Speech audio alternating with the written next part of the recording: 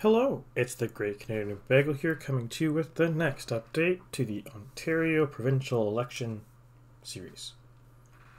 So, just to start off the bat, let's go with the changes in the electoral map since last week. I will note, because I'm now projecting ridings, I am now also projecting places that are within margin of error with stripiness. So, for example, this riding, which I can't for the life of me think the name of, it is orange striped blue. It's margin of error with NDP leading Progressive Conservatives within margin of error, but behind. So with that underway, so whatever this place is called, I can't think of the name, it's in margin of error now. Sudbury's within margin of error now. The center of Kitchener-Waterloo is within margin of error, but the PCs are leading now, whereas last update it was the NDP leading.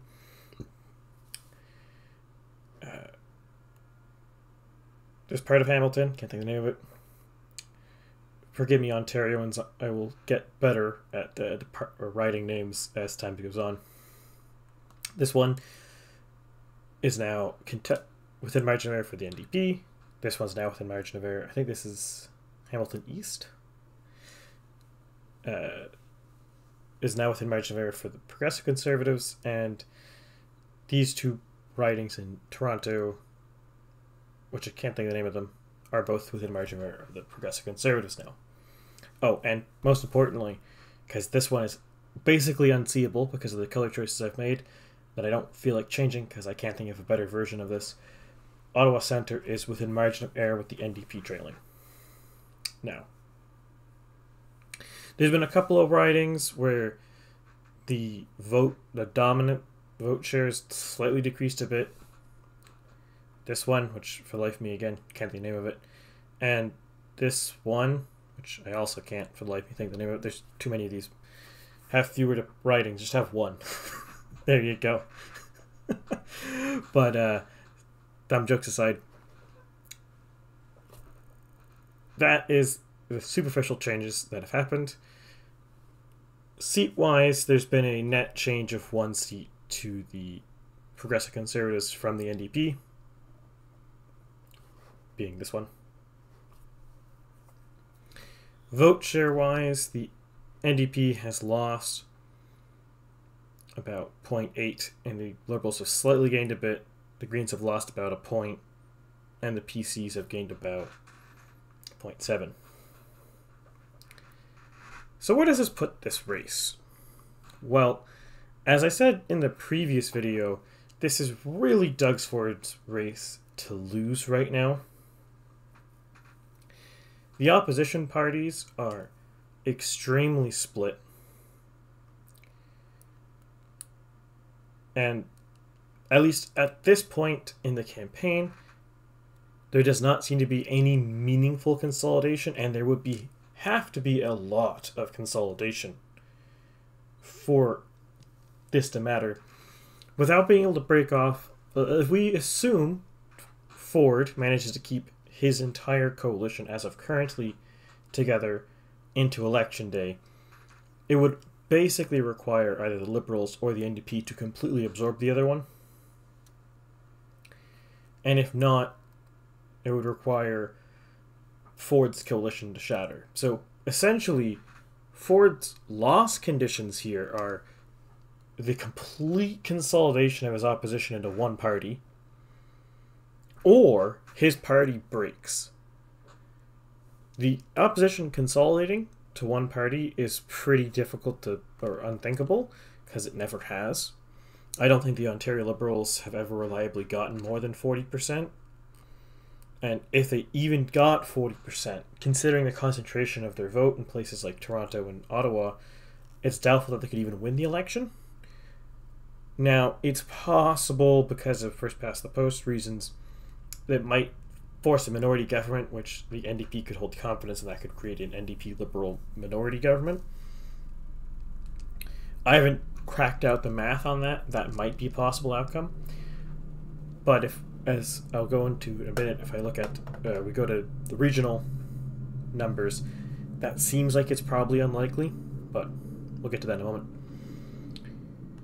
So Doug Ford's main threat really is that his coalition that brought him to power in 2018 could disintegrate.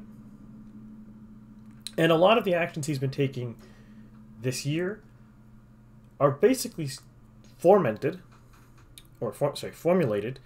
to prevent what he perceives as the risky part of his coalition from breaking off, which is his right flank.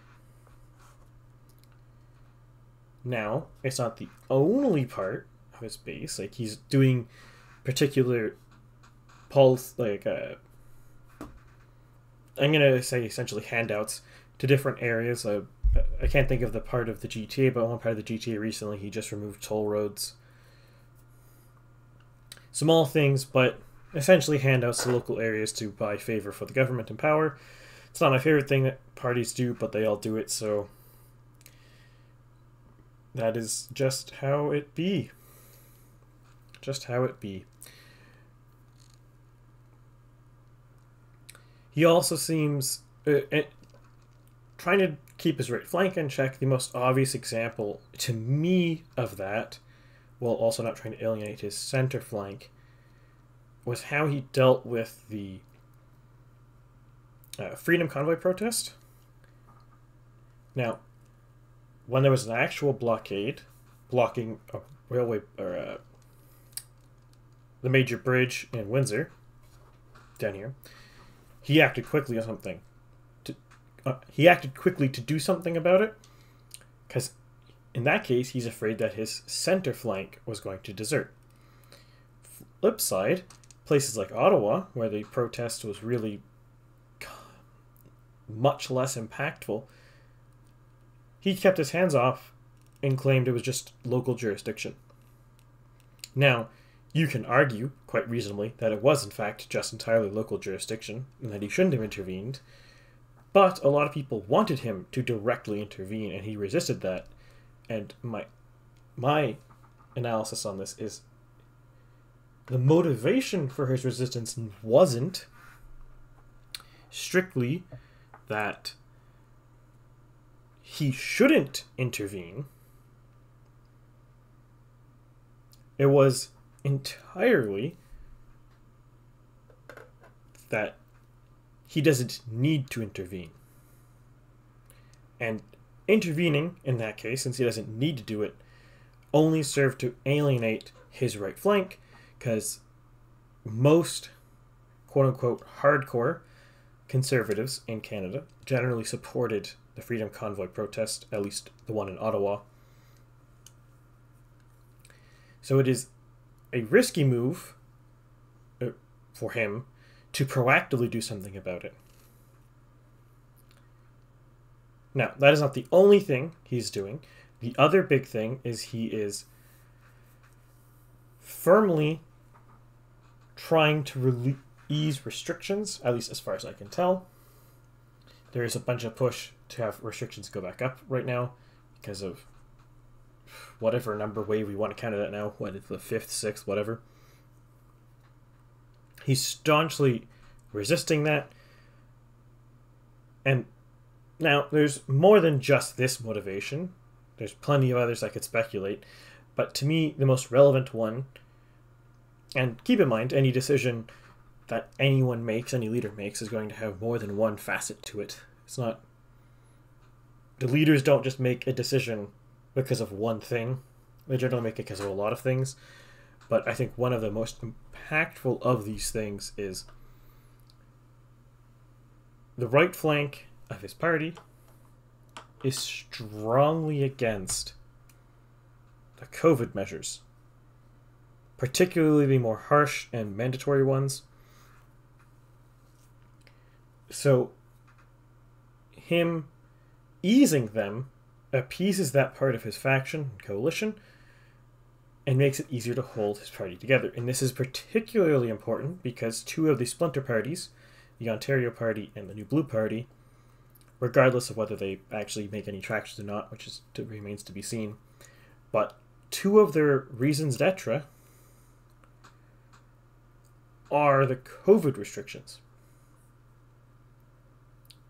So there is a genuine concern there for Doug Ford that if he doesn't handle them properly and doesn't find a very fine balance, that he could break his coalition apart on either flank. Though I would argue, based on polling, he seems to be doing a reasonable job on that. There seems to be as many people thinking it's too slow as too fast that would vote for him. So that's about as good as he could possibly be going with that. On the flip side, though, he does get some more leeway with the right flank of his party, because he can quite rightfully point to the Liberals or the NDP and say they would have had lockdown harder and longer, and I don't think anyone could possibly contradict that. But that is his main concerns in his camp. Conversely, his main opposition parties, the New Democrats and the Liberals, have a very different set of problems.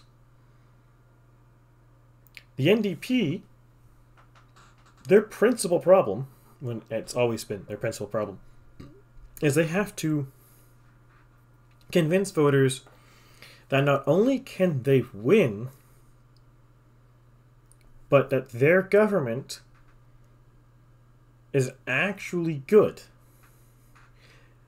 Now, you could argue every single party is trying to argue that their government's going to be good, but since the NDP have very rarely governed, it's not never, obviously the NDP and BC have governed, in Alberta, Saskatchewan, I believe in Ontario there's been NDP governments. But the NDP is a lot scarier of a beast to quote-unquote moderates than the Liberals are, because the NDP is basically has no fiscal restraint. They pretty much don't care as long as they think their whatever their policy is quote-unquote morally good. And that scares a lot of people because, yes, fiscal or deficit spending is not the be-all, end-all issue, and it's not even the largest issue anywhere in Canada right now. But it is something that people are legitimately concerned about. And the NDP always has trouble with that. The other issue is this battle between the Liberals and the NDP for who is the quote-unquote anti-PC party. I say anti because, as I alluded to in previous videos, and I will get to later this month, most, if not all, electoral systems essentially boil down to a two-party system. There's some ebbs and flows. Sometimes one party can superplace another party. But in broad strokes, there's always two principal parties that have any real chance of forming government. You look at Canada, you look at most provinces, you look at the UK, you look at other countries. It's almost always one of two parties has any chance of forming government. What's happening right now in Ontario, and has happened in other provinces as well, or I would argue it's happening in Nova Scotia as well, following the surprise PC win in 2021, is the NDP and the Liberals are fighting to take the leadership of the not conservative faction.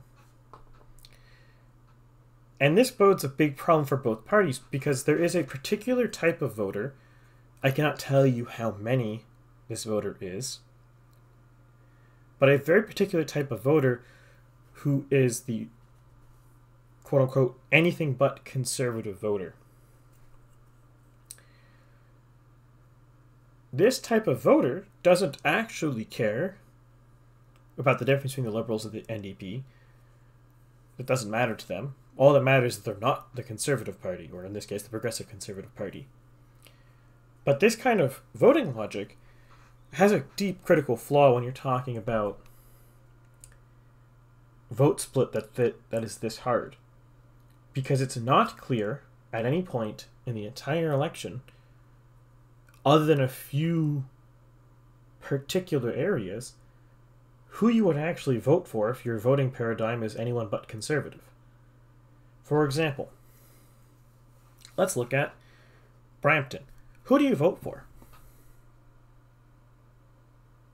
The Conservatives are leading. NDP does okay. Liberals do okay.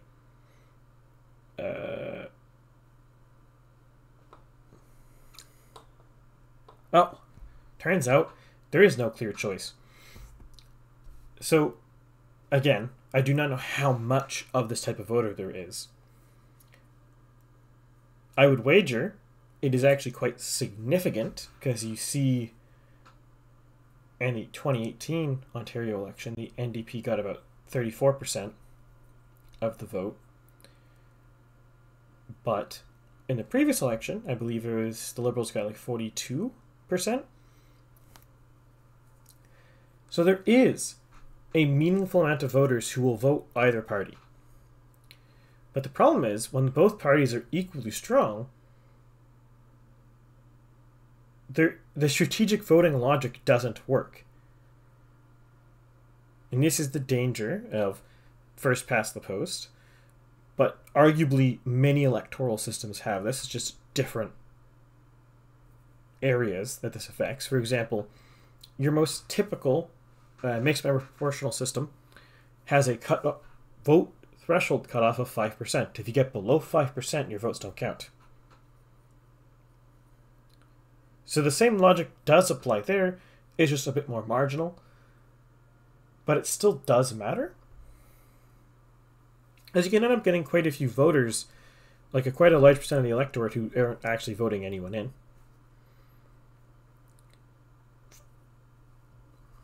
And you also have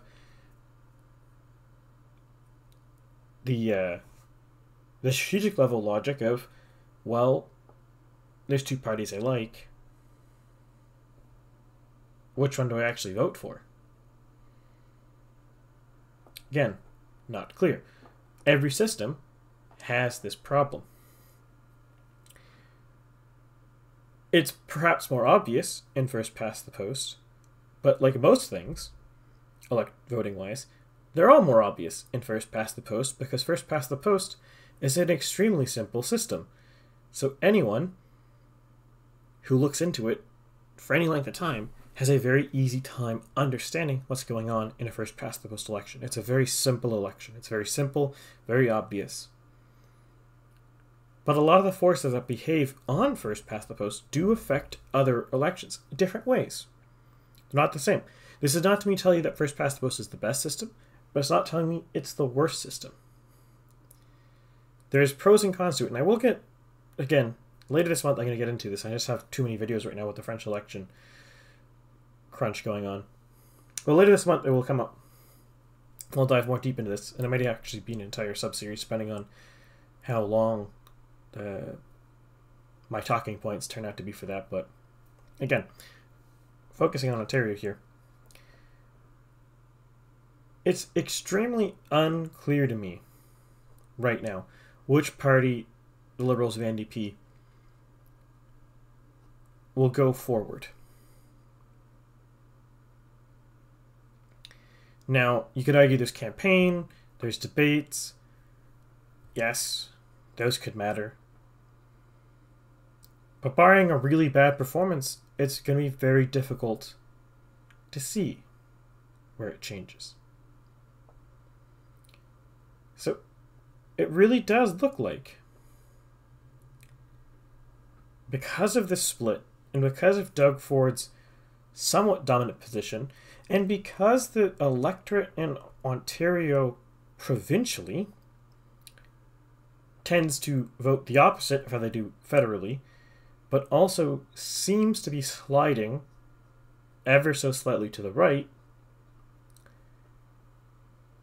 it's getting very difficult to combat and create a party that can defeat Ford. This is a very similar problem faced by the opposition parties in Quebec right now. Legault is completely dominant, not necessarily because he's stupendously popular. He's overwhelmingly dominant because the opposition is extremely fragmented. This is strongly the case in Ontario. And in fact, actually, if we go here, we can see this. Let me just zoom in a bit. There we go.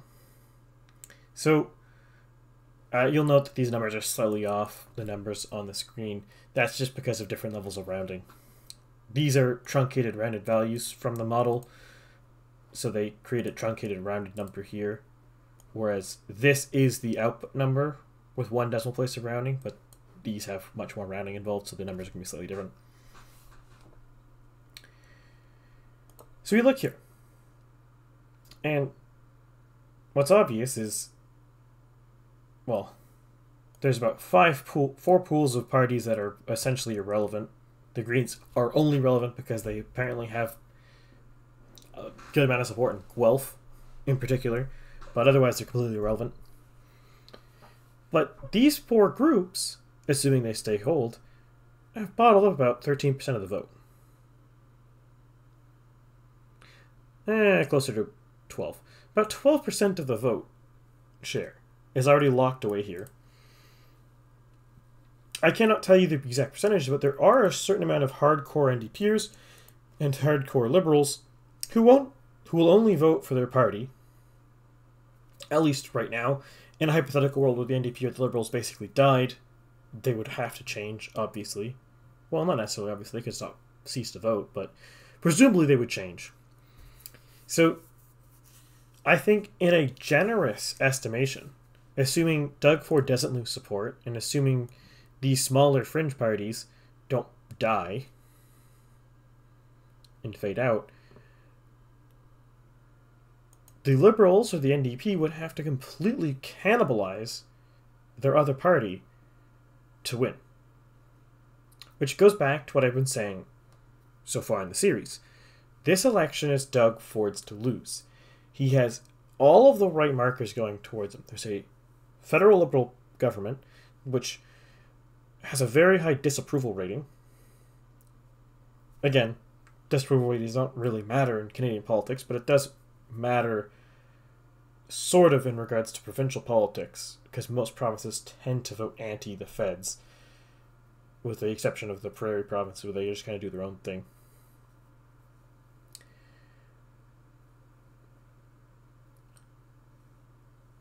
And Doug Ford presides over a very divided opposition with a very strong base. And we can even see here how bad this vote splitting is. So, across the board, Doug Ford does relatively well on most of the sub-regions of Ontario. The only exception is Toronto, where he does mediocre, but considering it's one of the most densely populated cities in Canada, 31% is actually pretty good for a conservative politician. And no one should scoff at that. But in Toronto, 32% Liberals, 27 NDP. Huh. Hamilton Niagara at 27 NDP, 23 Liberals. Huh. Eastern Ontario, 27 Liberals, 22 NDP. Huh. North, 20 NDP, 23 Liberals. Huh. You see the problem here. It's not even just that the vote is heavily split between these two parties. It's that it's heavily split in every single sub-region of the entire country, or the entire province. It's not a situation of the NDP dominates Northern Ontario, Hamilton, Niagara, and the South. For the South, dominates in the sense that they control most of the left-wing vote, and the Liberals dominate the East, GTA, and Toronto.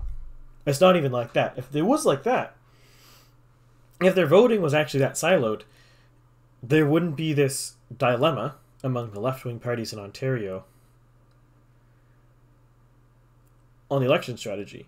The dilemma occurs because they're so evenly split across most of the regions. There's differences, obviously. They have different voter bases, largely. NDP's young, working class. Though more and more so university educated and not working class. But for now, they're still working class and largely poor and largely young. Liberals are largely older, highly educated, and middling income. Not necessarily rich, but definitely not poor.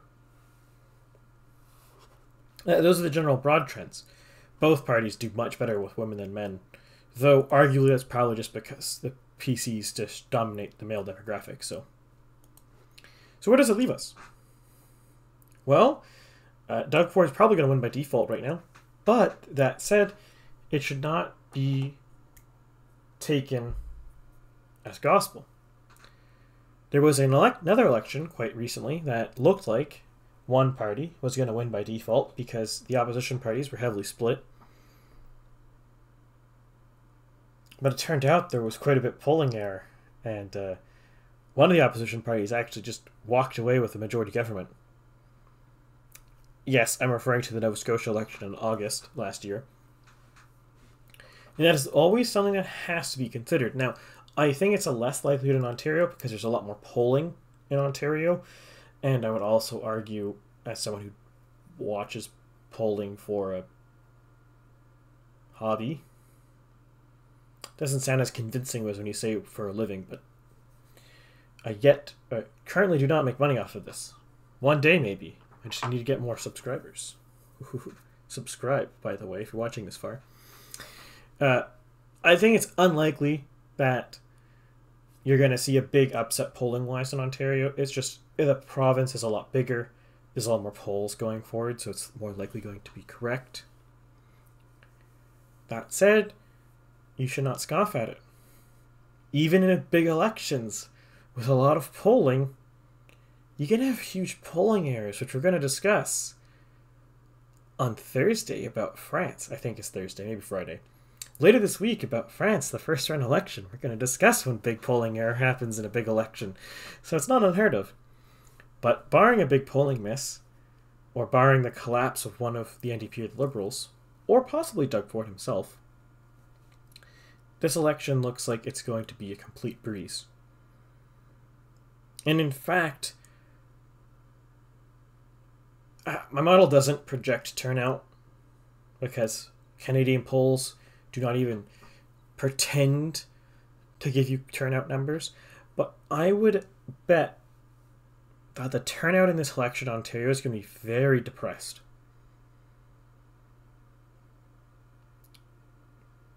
Almost entirely because it looks like Doug Ford can't be defeated. And the opposition parties are hopelessly divided. And there's difference between the NDP and the Liberals, but progressively, the two parties are sort of merging together, which is entirely why they have this problem, by the way. This wasn't a problem in the past because the Liberals were more distinct from the NDP, but the Liberals are drifting toward further left, which is kind of crowding out the NDP, but it's also crowding out or decrowding the center. So a lot of the time, centrists are actually just not voting anymore. That's, I argue, why turnout rates in Canadian politics are going down.